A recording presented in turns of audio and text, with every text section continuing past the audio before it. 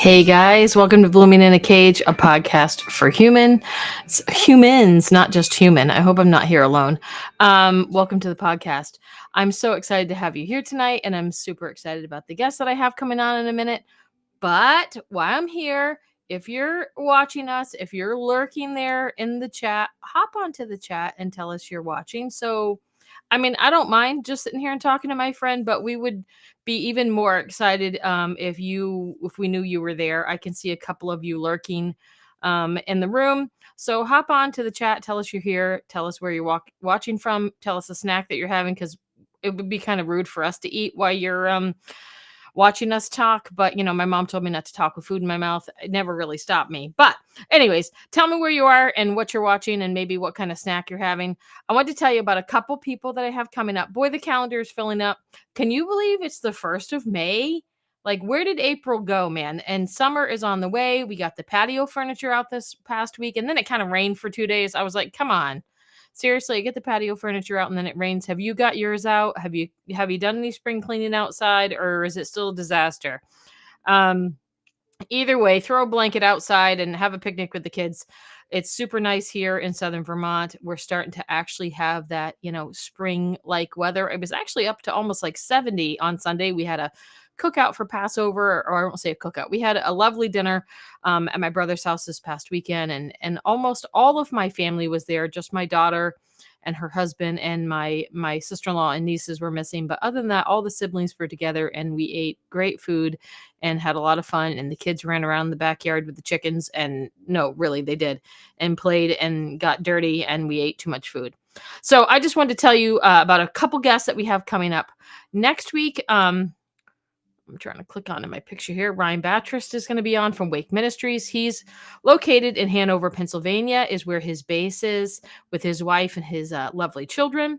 And his vision is to wake up the bride of Christ, to see the lost saved, to help build healthy relationships that empower the church and its leaders, and to release revival fire around the world. And Ryan's going to be coming on and talking about the importance of family and the roles of fathers in the household. Some really exciting stuff. And then hopefully I'm going to advertise this and he's not going to be mad at me because I don't actually have it penciled down in red pencil, as they'd say in my calendar. My friend Matt Earl, who's originally from Standish, Maine, and he is now located with his lovely wife Danielle and their 2 daughters in Washington State. I believe he works as a worship pastor. He's going to tell me that. He's probably going to correct me. He's changed job a couple times. Anyways, but Matt is a fantastic singer, pastor, has a great testimony. I love him and his wife. They have a special place in my heart. And I'm really excited to chat with him. So now maybe I've put it out in the universe that he has to confirm for me for the end of the month. But anyways, if we don't get him on the end of the month, he's going to be coming up. And then my brother from another mother, Mike McCosker Sr., yes, we had Junior on a few weeks ago, is going to be on. That's him and his lovely bride, Tina. I think that's up in the White Mountains where they took their little vacation there. Mike's going to be on. Mike is my partner in ministry, my brother from another mother. Mike has been a part of my family since I was probably 8 or 10 years old. He's lived with my family, and now his daughter went and married my niece, and now he's legal family, as they say. And I'm super excited to have Mike on. And I don't know what we're going to be talking about, but I'm excited to have him on and to hear. Mike has a fantastic testimony, has a great ministry in Hinsdale, New Hampshire, and is a vital part of our summer camp up in White River. And then, speaking of White River, Tony Paolo. Yes, I know he has a Yankee hat on. Hold off, New Englanders. He's from Rhode Island. We can let that go. But Tony is going to be our evangelist this year at White River, and I wanted to invite him on so that he could introduce himself to you guys that are going to be coming to White River, and maybe entice you if you weren't planning to come up and hear. Tony has a great ministry with his wife that focuses on marriage. One of the things we're going to be talking about tonight. But I'm really excited for you guys to get to know him and anticipating of White River coming up the first week in August. So I invited him on, plus some other guests coming up. But that's what we have coming up in the next couple weeks. So mark your calendars down if any of those enticed you to come on. Tonight, I'm going to bring on a guest. Oh, let's see who's. Hi, Amanda. Amanda's actually, her dad and stepmom are actually part of the reason why I met this. Actually, I think the full reason why I met this lady that's our guest. Yes, they were your pastors in Arkansas many years ago when you were just a wee bit. So I'm going to invite my friend Cherie into the pod here. There she is. Hello. Hey. In the cage. Amanda there. She's Mark. Hey, Amanda. Little tiny baby. And now she's a mama Yeah. of 3. Correct me Like if I'm wrong. 17 kids. I know. She's a mama of great kids. She's a great mama and a good supporter here of Blooming in the Cage. And we're so excited. Oh, my daddy's here too. Hello, Michael. Michael. Oh, Mike. You can call him Dad, Grandpa, Papa. He'll probably answer any of those. I call him the old man pastor. He doesn't like that title.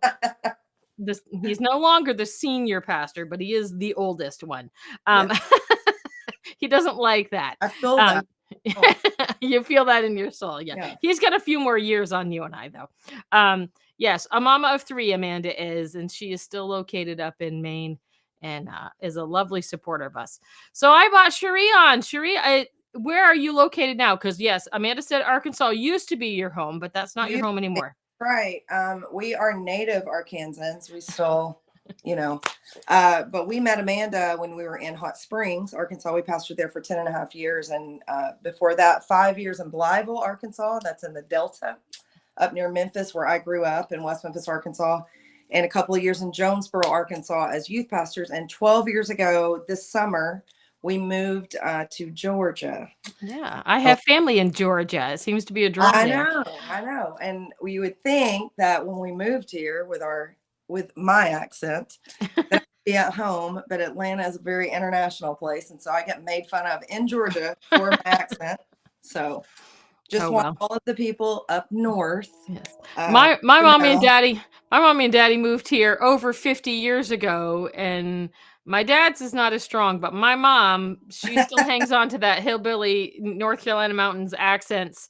Yes. I kind of laugh. People, it is. And people say that to me. They're like, "You're from New England." I'm like, "Yeah, but I was raised by hillbillies." Okay. Like I know. I have both lingos going on. I can pull it on. That's what I laugh. I can pull it on and shut it off when I want, depending on, I can say wicked smart. I cannot. I sound special when I do that. Yeah. So. I saw a joke today. It said, and you probably won't get this, but our New Englanders, that you're from New England if you know which Dunkin' Donuts is going to screw up your iced coffee in the middle of winter. But I know. We went to New England twice on homeschool trips the last few years, and I did not. This is how Southern I am. I did not know that Dunkin' Donuts was from there. So I was like, "Where is my real coffee? What's going on?" We have 3. We have 3 Dunkin' Donuts in my town. Okay, in my small town, we have 3 Dunkin' Donuts, and my town is this big, and we have 3 Dunkin' Donuts. And let me tell you, the one close to me is the only one that's not going to screw up my coffee. There you go. That's it. I make my own now at home, so I'm good. Okay, you're good. So you are now in Georgia there with your lovely husband, Mark. Yeah. And I met Mark and Cherie at White River Camp. I know you guys hear me talk about that place. And that was that your first experience in New England? It was. We've traveled a lot, but that was our first experience. And I have a few like crazy memories from White River does that. Yeah, it was so, first of all, I was in my kind of homely era. So I'd like to apologize to everyone for that. And if you don't recognize me, Robin pulled an older picture when I had my hair chopped off. But I remember, we still talk about it with our girls. We have 3 girls now. We only had 2 when we were there in 2004. And I remember them saying, why are their hot dogs crispy? Because you have the skin that snaps. Yes. Oh, not in the South. We just eat the mush with chili. Yeah, exactly. And if you're from Maine, you have trucker flare pink hot dogs. Sometimes you can find those here, but mostly in Maine. Yes. But we stayed in Mark and Donna, actually, Wormwood, got the cabin ready for us before we got there, and it was a really, really cool experience. We still talk about it. We had this little portable 2004 DVD player, but the only DVDs we brought with us for some reason were in one of the girls' bags, were the Andy Griffith Show. And so we watched that every night laying up in that attic with our girls. And to this day, when I see it, I'm like, back there. We took baths in the sink, and it was, we had fun. And so we've been back twice. We got the bug. So we brought the youngest back twice for homeschool trips. And it's one of her favorite places. So we love White River. We love. I mean, I'm a. People say that all the time. My brother moved south and like want to go back. I'm like, nope, sorry, I'm stuck here. But White River is a special place, and I have fond memories of you guys. And actually, I don't know if Mark remembers this, but Mark actually gave my brother Brian, who was not looking to get in ministry, was running away from ministry, a word and told him he was going to have a greater ministry than my dad. And we're now living out those days, and he remembers it well. He probably wants to take Mark somewhere in a corner now just because of that. Yes, that's the plight, the give and take of church ministry that you love and hate. But it was it's a been special 20 time. years this summer. I know it's crazy. But look how young we I know we so look young and spry. It's fine. I know we were talking that because my baby Noah is going to be 21 this fall, and he was just a baby. And Riley, she turned 24 this year. Yeah. Julie is about to be 28. Yeah. It was just many moons ago. Yeah. So that's where we met. But I saw actually, and us old ladies do good on TikTok. I saw a TikTok that Sheree posted. I encourage you, if you're on there, to go follow her. And I saw something that intrigued me, and I sent her a message. And I keep on telling you guys, I keep on asking people, they keep on saying yes. And someday, maybe it's my imposter syndrome, they're going to find out I have no idea what I'm doing. But people, I mean, you just saw me. I listed a bunch of people. They all said they're coming. Amanda said you guys need to come back. And she said the cabin's much homier now. I don't know if that's possible, Amanda. White River homey is the key word, homey. I always tell people that you're not coming for the glitz and glam. Anyways, I saw something she did on marriage, which is such an important topic, and something that I think oftentimes in the church is kind of shied away from the idea, especially people in ministry, can have marriage problems, can have struggles in relationships, and the things that she was sharing. I just said, I just want you to come on and share what God's shown you, and hope that it will so. And my dad said, yeah, my dad said the cabin is homelier now. Hey, it's been painted. And some updates. We actually have a working shower, I think, in the cabin that you stayed in now. I know. We did get a toilet, thanks to you Mark. did get a toilet. Yeah, you did got me a toilet. You got your toilet, but yeah, we have a shower on. So Sheree, tell us what these 5 keys. Tell us what the Lord showed you about marriage and how that kind of came about, because usually there's a lesson that we learn before we have a lesson to teach somebody else. Computer for everyone. That's all right. She's glancing. That's okay. They're used to me looking down. I tell them all the time, not ignoring you. I just got to look. Exactly. Or I can look like the glory. Shekinah glory shining on you. Well, last year, Mark does a prophetic declaration, at the top of every year. And in 2020, strangely, we had like the most intense, both of us, words. But I had, for the first time, these words for like several years in a row. Who would have thunk it? Here we are. And all the way into 2024 and 2027, like it was just really, I don't normally do that. And so I was just kind of watching these words sort of show up, and he had talked about at the beginning of last year that it was the year of revelation. And so I was in a place that I was very depressed. My health was terrible. I was inflamed, like insanely. All kinds of inflammation of my body, could not figure out where it was coming from, and just a constant feeling of stress and overwhelm and depression and all this. And I don't normally struggle with those things. And I mean, it's like you and I talked about yesterday. Do I occasionally feel depressed? Yeah, but I don't have depression. Do I? Am I occasionally anxious? But no. But it had gotten to where it was starting to snowball, and I could not put my finger on it. And we had been married for 28, almost 29 years at the beginning of last year. And in February of last year, we had what I like to weekly. I call it collision. Because that's a nicer way to say we almost each other, Yeah. So it was just one of those days.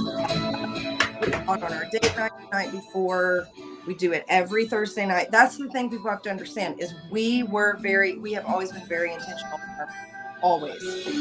But you know how you know when something's wrong? You just know something's wrong. And I knew we were both having those feelings because we were beginning to fight more than normal. There was just tension there all the time. And we went on our date night, and for whatever reason, I'm sure I journaled about why we fought. I don't know.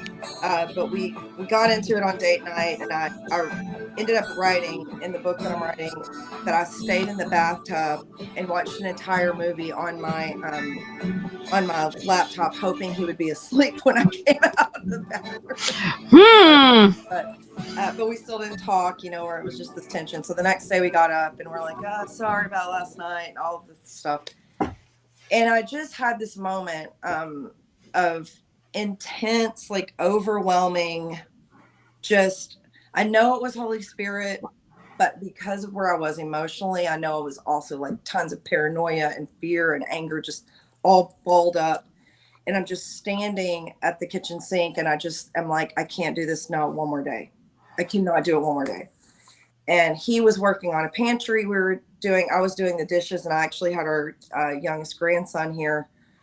And I walked upstairs and I just got my phone. I locked myself in my room and I started like feverishly typing into my notes all of my grievances.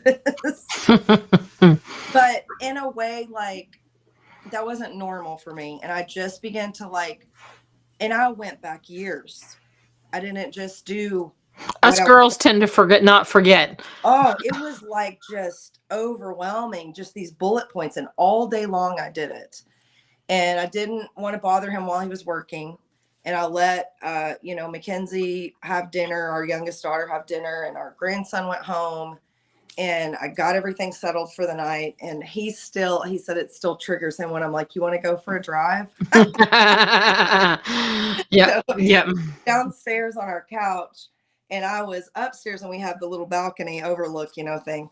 It's, and I looked down and I said, hey, babe, let's go for a drive. And he was like, okay. And he just something about my face. He swallowed hard and was like, what's going on? I was like, let's go for a drive. So that began I would say probably 4 months or definitely 3 months of intense, just microscopic looking at everything in our marriage. But it wasn't just what I thought it was going to be like. We're going to lay it all out about each other. Quickly, within the first week, turned into these extreme self-revelation kind of things.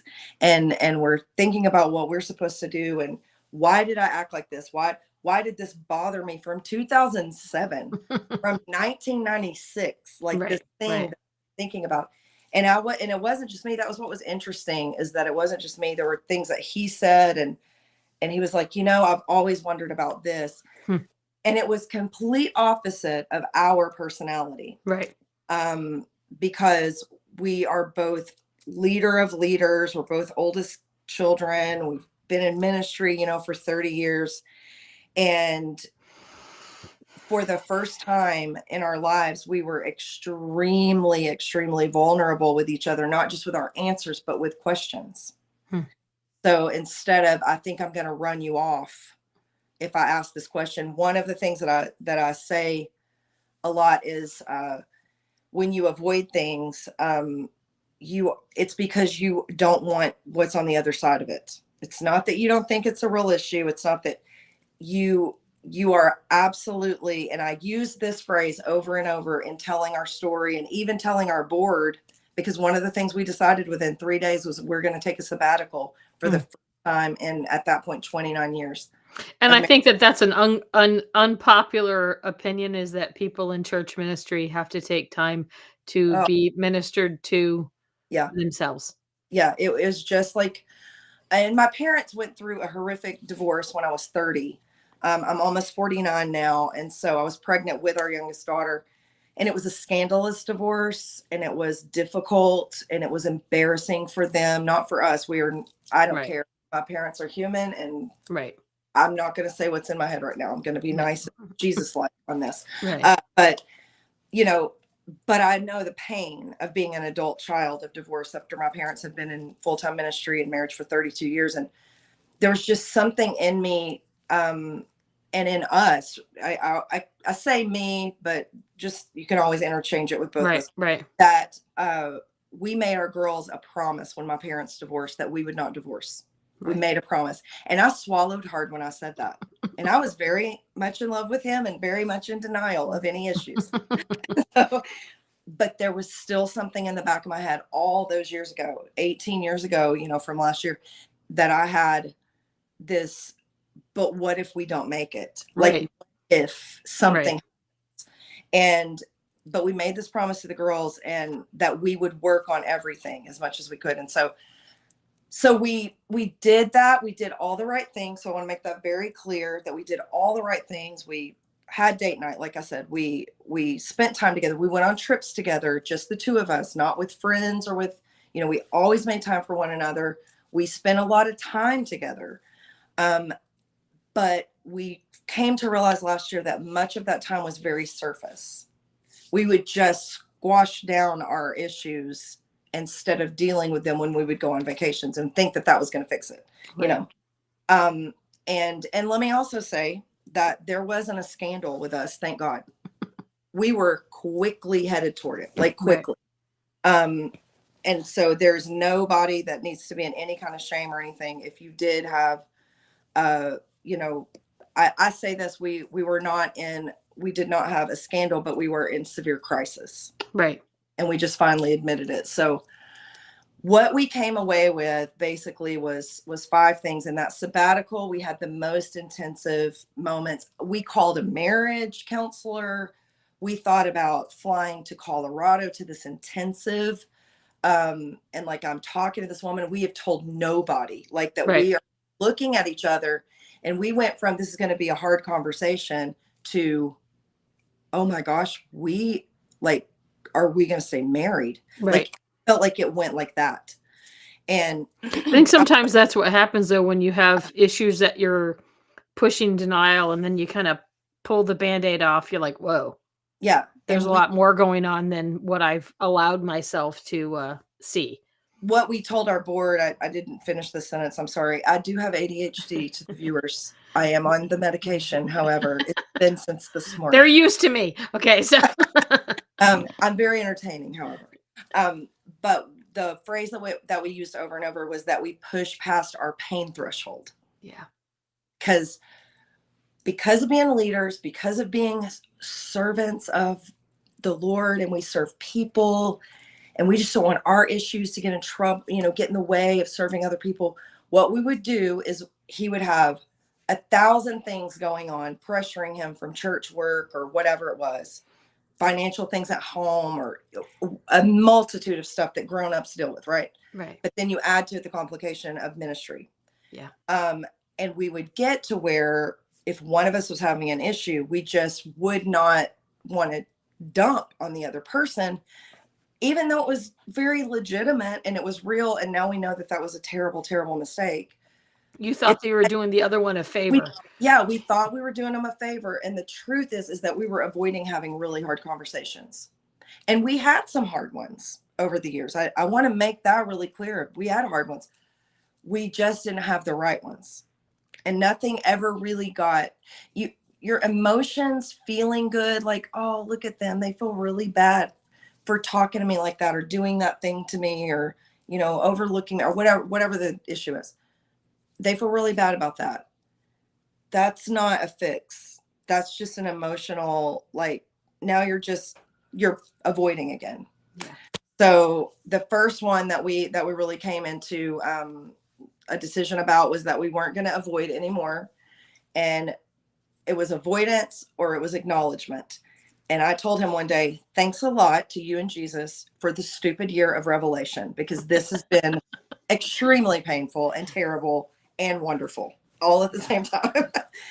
And the cool thing is, Robin, is that as we began to acknowledge, and we're telling each other stories about stuff that happened to us when we were kids. Yeah. That we never knew. And we have been together at that time for 31 years, dating for 2 years, and then married for 29. Where our 30th anniversary is May 14th, so we're coming up on that.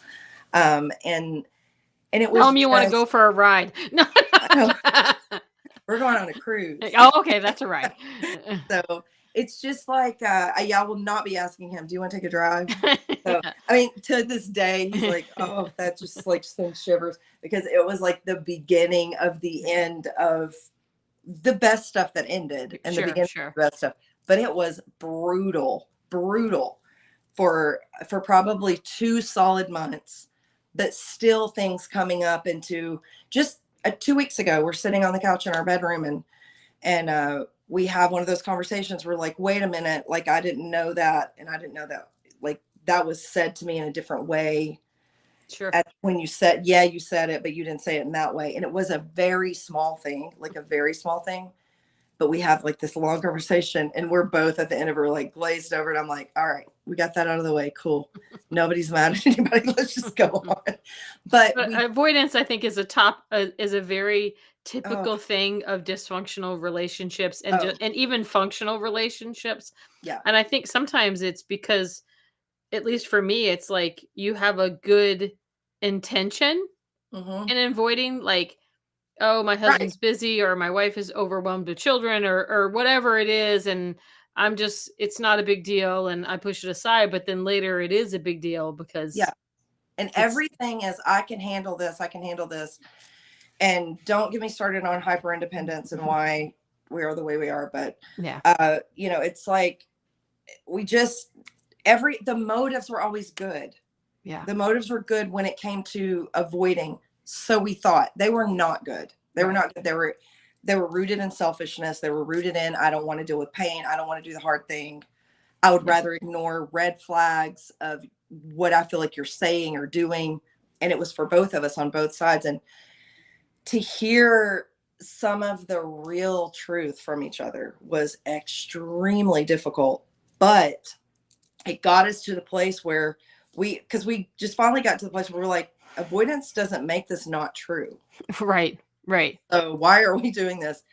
So what we decided to do instead, because I don't know if you can tell, I'm a very passionate person. By my raspy voice, I also like to talk loud, also yell. And so it was, we got to the place where we're like, okay, instead of avoiding, we're allowed to pause. Right. So if something comes up, we're allowed to like sit on it for a minute, but we have to bring it up. Like, we have to talk about it. We cannot avoid it. We're not going to avoid it. But you also, I started to say, we called this place in Colorado, and they were like, let's 9 days. And first of all, I was like, do we have 9 days worth of stuff? I had no idea what we actually were about. Like, let me get a pen. But then she said this. She said, so 7 of the days you will be in intensive group and solo and couples counseling for 12 hours of the day. Holy smokes. And I said, thank you so much for let me pray about it. Because I knew how it would affect me. Yeah. And if it would have affected me that way, and if you need that, amazing. But our personalities, I knew I almost felt like that would have been the nail in the coffin. Sure. Because he would have shut down his personality. He cannot do that. He cannot intensely. He would have just felt like the worst person in the world and been like, I'm the, you've never done anything wrong. It's all me, just to get everybody shut. And I knew that wasn't the way. And I think it's really cool how, because we firmly believe in marriage counseling, firmly. And we firmly believe in therapy, not just Christian pastoral counseling, but go to a therapist. But I know that the Lord had us work it out this way because he was going to have it. It's going to make me cry. He's going to have us to use this. Sure. Obviously, a huge part of our story. And we're real big about telling our story, but this was different. Yeah. This has been so raw and sacred. And I have never felt more vulnerable in my life. And I think, Sherry, let me stop you there. I think that's an unpopular thing for people in church ministry, is to be raw and vulnerable, which I think is why it'll be so impactful, you sharing this, because I mean, I'm a pastor's kid, right?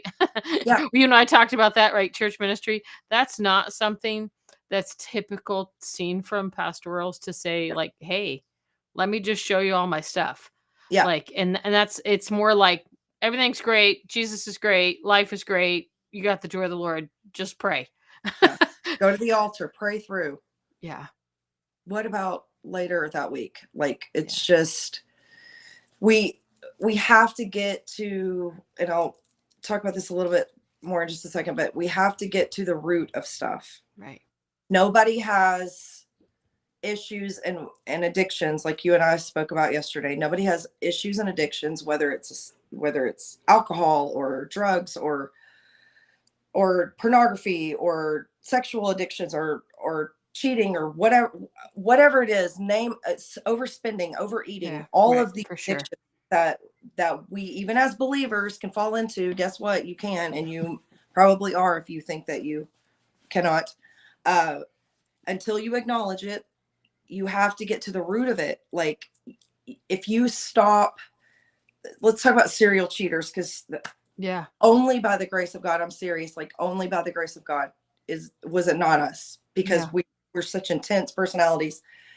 I know that we would have been headed that way, probably just getting older and exhausted and all that, but Mhm. that's not where we were. So let's talk about serial cheaters. What happens a lot of times is whether it's some kind of sexual addiction with pornography or cheating, whichever one you want to call it, you have to get to like the root of why you're doing it, because we have counseled couples over and over, Right. whether it was the woman or the man, and they never stop. It's cycles and cycles and cycles until you get to the root of it.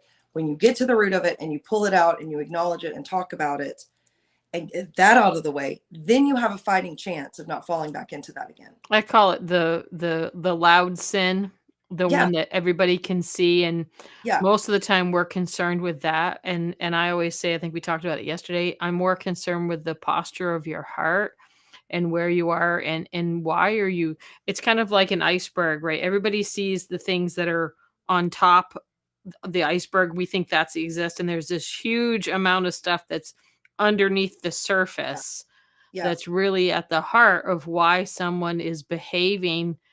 And I say this not sarcastically, but like, behavior like that, it's kind of like, oop, your trauma's showing. There's a reason why you behave a certain way. Right. And Right. for most people, it's rooted in some sort of trauma or Yeah. traumatic event or generational curses, those types of things where it's almost learned behavior by someone, rather than just a plain old sin. you Right. know, And Mark really came from a family that they didn't talk about stuff. And I've told this story before. And if my mother-in-law and father-in-law are watching, hey, they're still married. They're fine. 57 years. They're good. But they came from a family of, the first time I ever went to their house for Christmas, we were supposed to be watching the beans on the stove. My yeah. mother-in-law goes to the store. We're playing a game. She comes back in. The first thing she says is, I smell the beans. She turns the beans off. And I'm like, oh my gosh, I'm so sorry, because I'm from this family, Yeah, right, right. And I look at the table, and Mark and his sister and his dad are all, and I was like, what are we doing? you know, Yeah. she doesn't say anything. She doesn't get angry. Like, what did y'all do? Thanks a lot. No, she Yeah. just brings the rest of her bags in, goes to her room. Someone gets up and takes the beans and puts them in the sink and runs water in it. And then somebody else starts fixing something. And it's like, I was like, Avoidance. yeah, it was super avoidance and very quiet. And he always talked about how peaceful it felt. And I was like, it didn't feel peaceful as a stranger coming in. Right. Like, You I were knew, waiting for the shoe to drop. yeah, the tension. And it just made me want to get up and start tap dancing and be like, everybody look at me. This is funny. Yeah, yeah. I'll go get some cans of beans, Yeah, yeah. because, but then he comes to my family the year earlier, and it was like explosions every time. Why did you put my glass in the sink? I wasn't finished with that. And Right, then right. somebody else is yelling, and he's like, why is it so loud in here? There's only 5 of y'all. I feel like you're telling my story. That's very I relate to that very much Yeah. so. You've So met most of my family. we're screaming at each other over stupid stuff. Yeah. but still avoiding the Right. real stuff. Right. Like the anger's there because 5 minutes later we're laughing, calling each other stupid, Yeah. and it's just over. But there's still like But this, it's not over. whoa, what happened? But it's not I thought over. that was normal. And he's like, I was walking around like, is that going to happen again? What's going on? You know, so we got to the root of a lot of those things for us and just made a decision that we weren't going to let that cancer, even though Sure. my avoidance was loud and his avoidance was quiet, we're not going to do it. We're going to acknowledge it. We're going to take that holy pause and do things the right way. And believe me, we have not done things the right way this whole, from last You February. haven't got it perfect yet? No, we do not. We're working on it, and I will sell another book when we get it perfect. And you can pay me $5,000 Okay, perfect. for 15 minutes. Perfect. But the second thing was, and the others are a little faster because that's really the root of it all. Was right, for sure. we had Because I think you can't get anywhere until you acknowledge there's a problem. yeah, and I'm mad at him and Jesus for the year of revelation. They're like, what is going on? I thought everything was great, and it's terrible. But we had been through some pretty bad trauma, personally, ministerially, in the years before, like kind of leading up to where we were last year. And so all of that just compounded, and so we got to the place where we decided the second thing was we weren't going to do anymore. It was we were going to stop with the no honest communication, meaning we were communicating, but we were not telling everything. Right. We were keeping secrets is what we were doing. So no honest communication versus deep honesty. Now we are oversharers. You and I talked about that yesterday. Over communicators. I have a badge. I am the over communicator. That is me. I don't think anybody. My husband once in a while will go, I get it. I got it. You can stop. I understand. He was on social media at my family's house a few months ago, and he comes over and he followed like this cool, like, I mean, it's not cool, but it's like all these accidents, like these crazy. Yeah. And he's sitting on the couch and he's scrolling on Instagram, and he comes over, he goes, Sheree. And my sister's sitting there and he goes, this was on that accident page. I'm about to block it. And it was like a picture of like a sexy girl or whatever, like nothing like crazy, but he's like, and my sister goes, calm down. And I'm like, nope, that's what we do now. We're like, sorry, I ate 5 Snickers on the way home from the gym, even though I was not supposed to have sugar. Exactly. I mean, it's just like, and you laugh, but that's one of the things that I would say. And we've been married we'll be married 28 years this September. Yeah. And one of the things that I think I have learned the most early on in our marriage, and I won't say we have it perfect now, but to communicate, to be able to communicate how I'm feeling. I remember very clearly the first time I ever audibly said to my husband, I'm feeling really anxious. Yeah. And I don't think I'd ever told anybody that ever in my entire life. Like, I'm feeling really anxious. I don't have any reason to feel that way. I don't have any, and like, that's why I'm acting like a freak. Like, that's why I'm acting really, really, that's why I'm biting your head off, because my skin's crawling. I need to get out of here. And Robin, that's not Christian to be anxious. I know. My husband says he remembers that. My dad says, speaking of loud families, he relates to that. Yeah, y'all are. Yeah, we are loud. Yes. And my poor husband come from his quiet family into ours. But it is true. And I think communication is such a key part of every relationship. And most relationships break down because of a lack of communication or miscommunication. Yeah, absolutely. And if you're not completely, and let me say this, you have to have really, you can't say, and I'm saying especially, I would say, well, I'm not going to say that. I'm not going to say especially wives. I'm going to say both, because men have different insecurities than women, but they're both there. You have to have tough skin to communicate the way that Mark and I have started communicating. Yeah. And I mean that in a way like he has permission to tell me the truth about something that he's dealing with, about his emotional state, about me, about our family, about my family, friends, situations, my ideas that are obviously amazing. He's allowed. Sure. So he has permission to do that. And when I say you have to have tough skin, that means really, you have to be a safe place. It cannot be a one-way street. For sure. I can't be able to dump on him and him not be able to tell me back. And that's been a big, something I have really had to learn is letting him finish his sentences. But at the same time, weirdly, I have to say to him, sometimes I have to interrupt or I won't remember what I was going to say because ADHD is, for me, is extremely real. I wasn't diagnosed until I was 43. I always knew something was off, right. you know, or fantastic, whichever day it was. But, you know, I was like, for the first time, I stopped trying to be so strong. And so did he.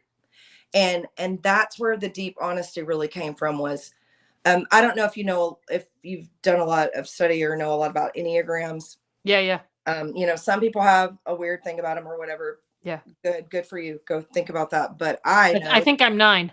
Yeah. Yeah. You're a 9/8. Oh, my dad said here, I want to stop you. He says it's amazing how much we can talk without really saying anything. Yeah. Oh yeah.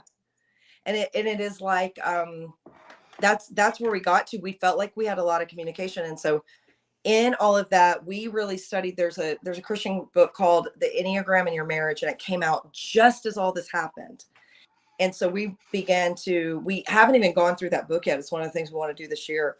And it's not a very long book, but we really did a lot of study on Enneagrams because Mark kept saying the same sentence over and over.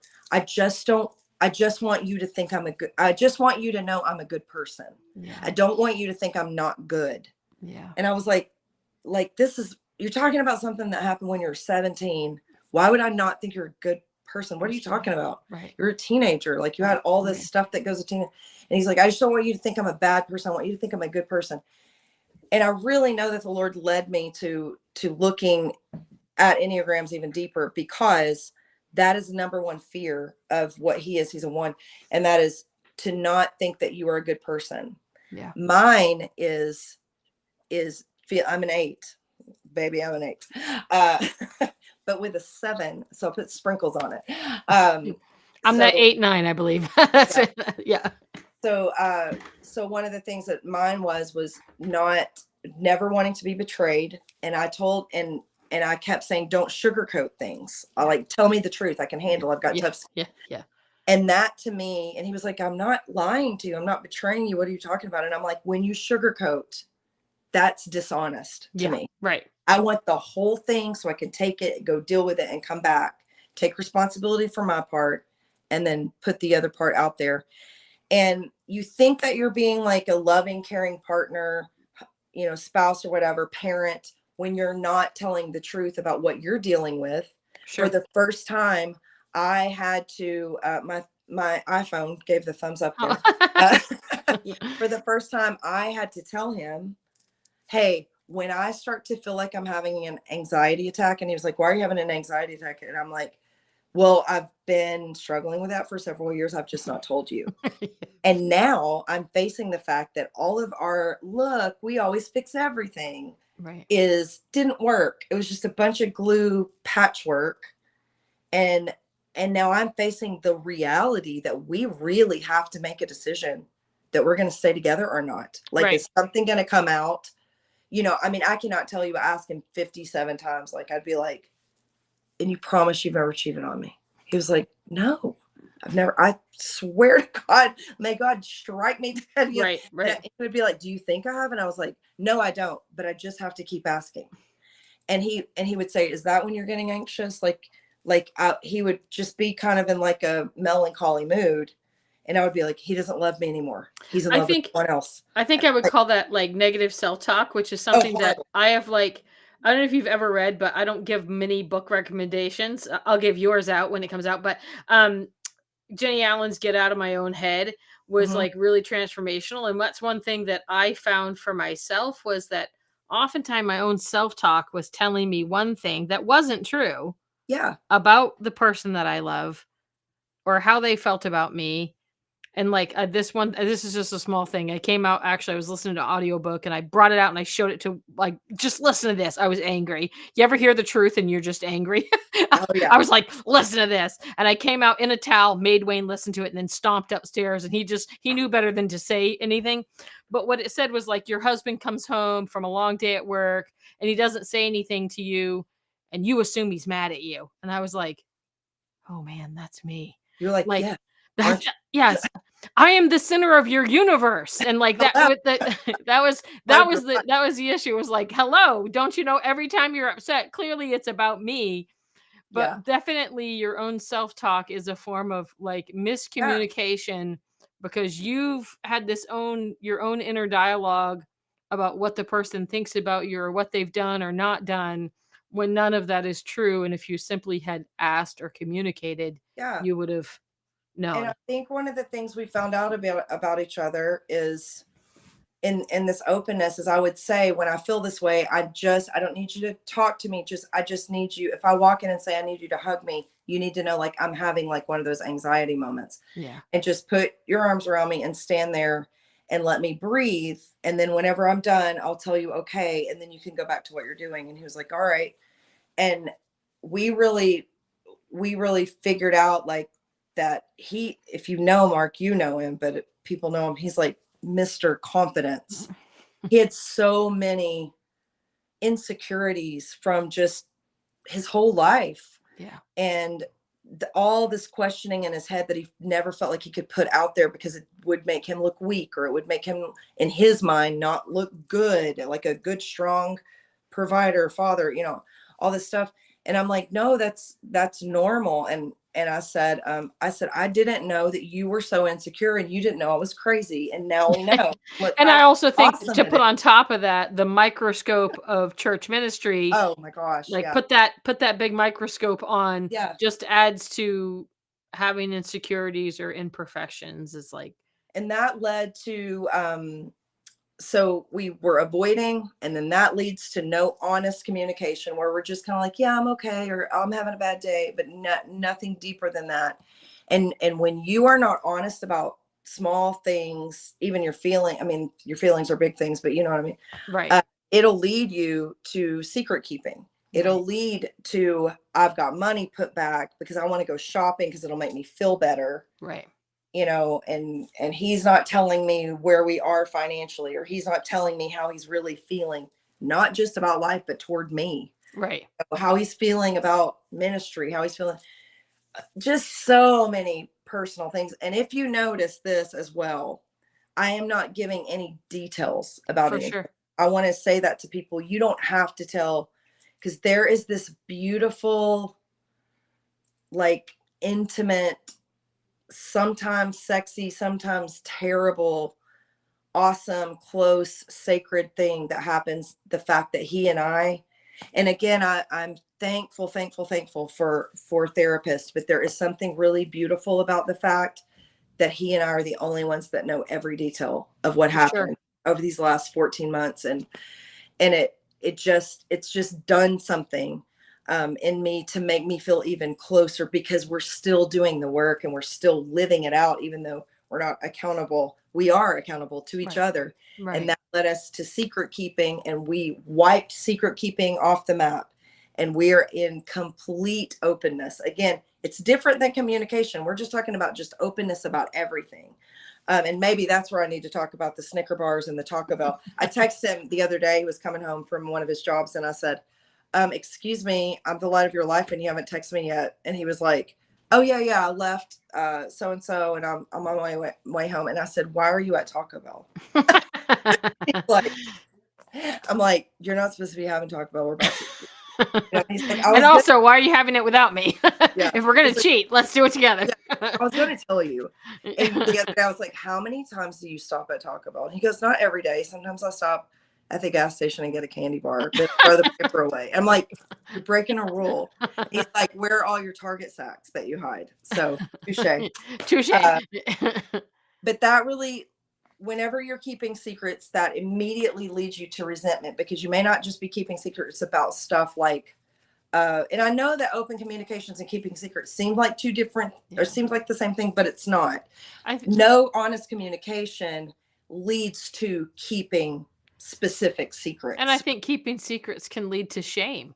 Oh my gosh. You Yes. know, they lead to shame of because then you're like I was actually I'm gonna tell a secret. Dad, don't listen for a minute, but I was telling my brother Andy when he was here, my brother who's moved to Georgia.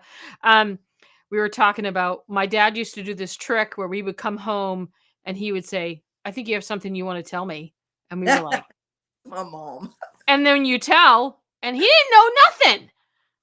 But the shame of what that secret that I had been keeping Yeah. Yeah. from him just bubbled up. And I think that secrets tend to Yeah. always go hand in hand with shame. When you realize how, and for us, a lot of that was like, we're like, I remember saying to him, because I mean, he's very blunt with me too, but like, I'm just more ghetto about it, I guess. And I'm like, that's so stupid. What a dumb secret to keep. That's so stupid. And he's like, can you just give me a second? I'm just trying to be honest. I'm just trying But to be it's honest so about my Taco Bell. Yeah. yeah, like the habits that you get into where it ends up being like something so dumb. And you realize, oh my gosh, I have gotten into a habit of I really do have this separate compartment for myself. Sure. And when I'm saying this, some people will argue with the fact to say, no, there's no way that y'all are so completely honest. We are so honest that it makes me laugh about the things I realize we tell each other now. And because we just made a rule, we're like, okay, for 6 weeks, there can be no, and it just turned into, My husband said, "Are you sure that Robin and you are not related?" no, we're not. It's that integrate. We're the eights and nines. We're If together. her parents were from North Carolina, I had family there and Yeah, South Carolina. it could be. It could the hillbillies we run Yeah, together. definitely. But it's that would basically got us into a place where we decided, all right, we're not going to keep secrets anymore because we're keeping them about our emotions. We're keeping them about Right. small, stupid stuff. So everything is completely open now. And when I tell you that we don't have secrets, we also both know that like the other one, we're like, well, this isn't a threat, but like, you know, that if you decide to keep a secret, that Holy Spirit's going to tell me, right? Like, For I don't care sure. how dumb it is. Like, Yeah. we're going to know. Like, we have to do this. If we're going to do it, we're going to be all in. And so, you know, it's just gotten, and now it's a habit. And I'm glad because the big stuff obviously still comes out. And so it's just, there's none. We just got to the place where we were like, we would rather just be extreme with our honesty, extreme with open communication, everything that we're thinking, everything we're doing. Timing is good. I don't just dump on him when he walks in the door. He doesn't do the same thing to, do the same thing to me. We've learned timing and turf. I always talk about timing and Yep. turf. You cannot do that stuff in front of people. For sure. But believe me, we be writing little notes in our phones to talk about later. And it's not always fights either. Sometimes it's really hilarious things of, oh my gosh, I forgot this story about when I was, 14. I went through a really extreme series of traumas when I was in middle school. And everybody thought it was one thing, but it wasn't, but it was something terrible, terrible, terrible. And I've never talked about the details of it. And he didn't push me on it. He knew the overall story. For sure. But just recently I told him all the details. And he didn't ask me to. It just sort of kind of came out. We were on a long drive and I just sort of started talking about it, realized we'd been talking for hours and he was asking me these questions and he was crying and I was crying. And for the first time in my life, somebody knows the details of this these awful things that happened. And all of the shame that came with what I carried for all those years and questioning myself of, is this really bad? Did this really happen to you? Or it's ridiculous. Cause if I heard the story, I would tell somebody, you did Right. not, this was not your fault. But I, for the first time, was able to say it into somebody that loved me, who didn't question if I was being honest. Right. He Right. just questioned the details, like, explain to me what you were thinking, never in an accusatory way. Yeah. And it has absolutely released shame from our marriage. And I told somebody just yesterday, actually, I said, I let the 14-year-old girl that I have squashed away because she reminds me of all that pain. She's back and we're having the most fun of our lives because it's like a 14-year-old's living in my body now. Yeah. On the days I'm like, all right, I did all my responsibilities. Fun, Cherie's here. Let's go. You Let's know, go do something. I'm letting her be out again, and I love her, and I've apologized to her for treating her with so much shame. That wasn't her fault. Right. And that's what's happened. It's healed. Trying to come to him with the issues I had with him has healed me, Right. because I had to reveal so many things about why I reacted the way I did, and things in it. And it took us into, when you keep secrets, when you do all those things, it leads you to resentment of the other person. And that's the fourth one, is resentment versus understanding. And everybody can understand resentment. Yeah. And now I don't resent him for certain things. He doesn't resent me for certain things. He'll actually ask me, hey, this is really bothering me and this is how I see it, but what's the real reason why you're doing this? Why Right. have you always Right. done it this way? Right. And that has just, again, the shame has relieving the shame has relieved the resentment. And now there's just this understanding and openness, and he can talk about his whole life with no thoughts of, is she going to get mad at me? Is she going Right. to, is she going to get mad at me if I say something about my girlfriend from high school? 'Cause I Right. used to. Right. And I that's did. real. I mean, and that's That's real. what I did. Yeah. I That's still had real. insecurity about some girl he dated for 9 months in high school. Like, what is that? It doesn't even make sense.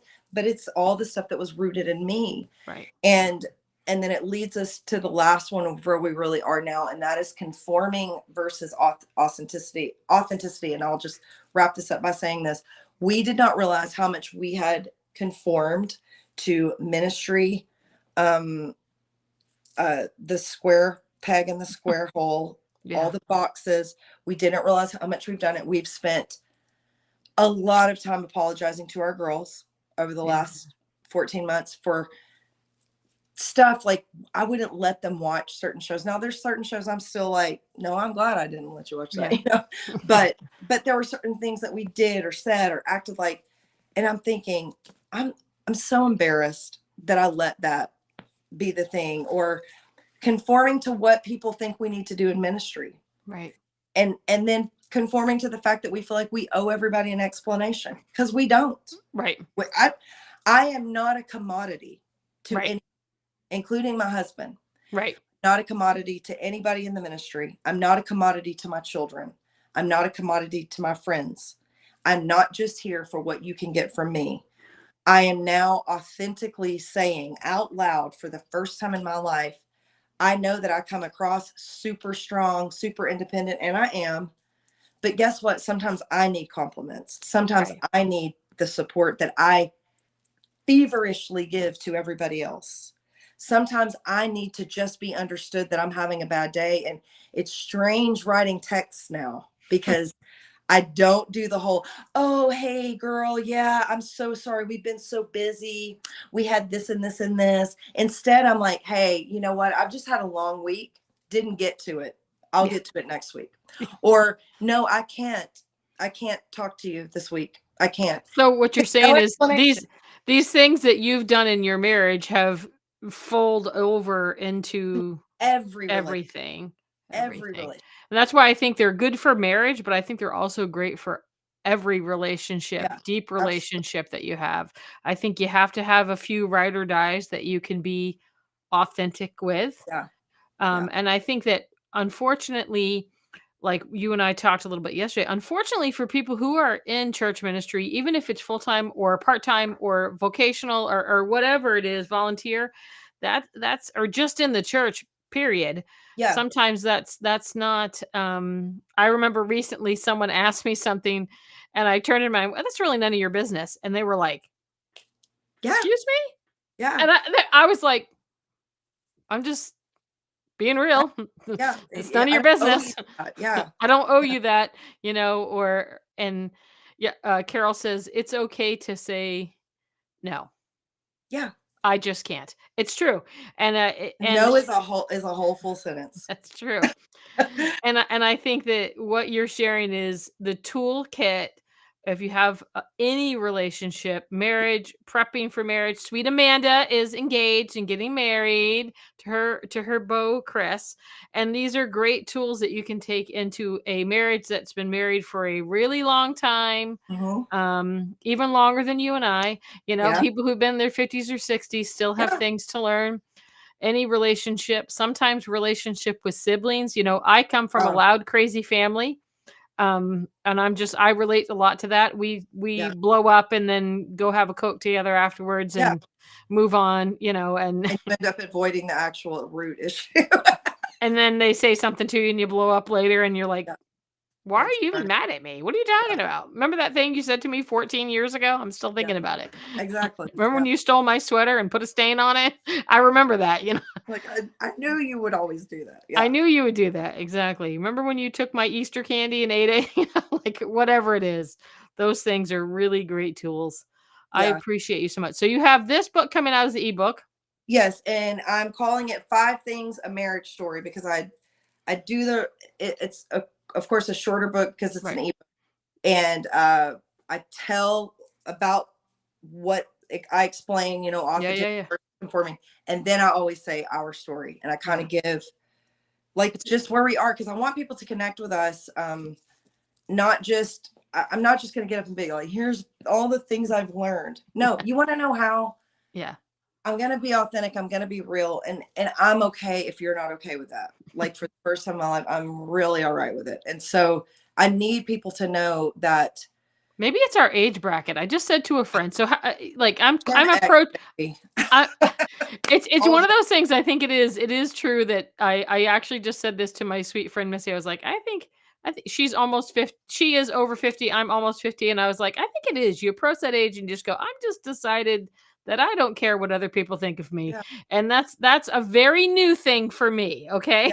yeah, I'm a very new thing. I got on here a couple weeks ago with no makeup on. I thought, oh Lord, people are gonna see me. And then I was like, I don't care. yeah, yeah. I It's don't just care. like it. Authentic.